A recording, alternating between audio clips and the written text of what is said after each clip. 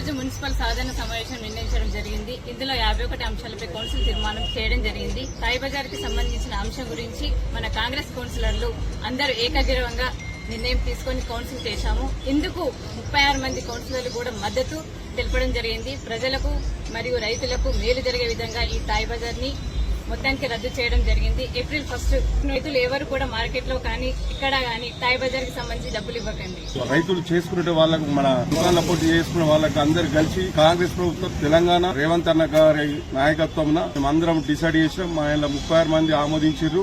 First నుంచి ఈ రైతు తాయి బజారీ ఎవరు కట్టవద్దు మేము తీర్మానించడం జరిగింది. వాళ్ళు సుగా తీసుకున్న వాళ్ళు కట్టగా చేసిన దానికి ఆ లెక్కలు తీసుకొచ్చి చేద్దాం అనుకున్నాం కానీ ఇది అందరికి మిస్గైడ్ అయ్యి ఇప్పుడు నిర్మూలన జరిగింది కాబట్టి ఆ విధంగా మేము చేస్తామని డిసైడ్ చేసుకున్నాం. ఆర్మూర్ మున్సిపాలిటీలో మామిడిపల్లి పెరిగి మెర్జ్ కావడానికి మరి మెర్జ్ అయినందుకు ఏదైతే ఇల్లు ట్యాక్స్లు మరి 5% గ్రామ పంచాయతీలో పెరుగుతూ ఉండే కానీ ఈ రోజు మున్సిపల్ అయిన తర్వాత మరి భువన్ యాప్ ద్వారా ట్యాక్సెస్ బాగా ఎక్కడడం ప్రజలకు ఇబ్బంది జరుగుతూ ఉన్నది. దాని గురించి కూడా ఈ రోజు మీటింగ్ లో చర్చ జరిగింది.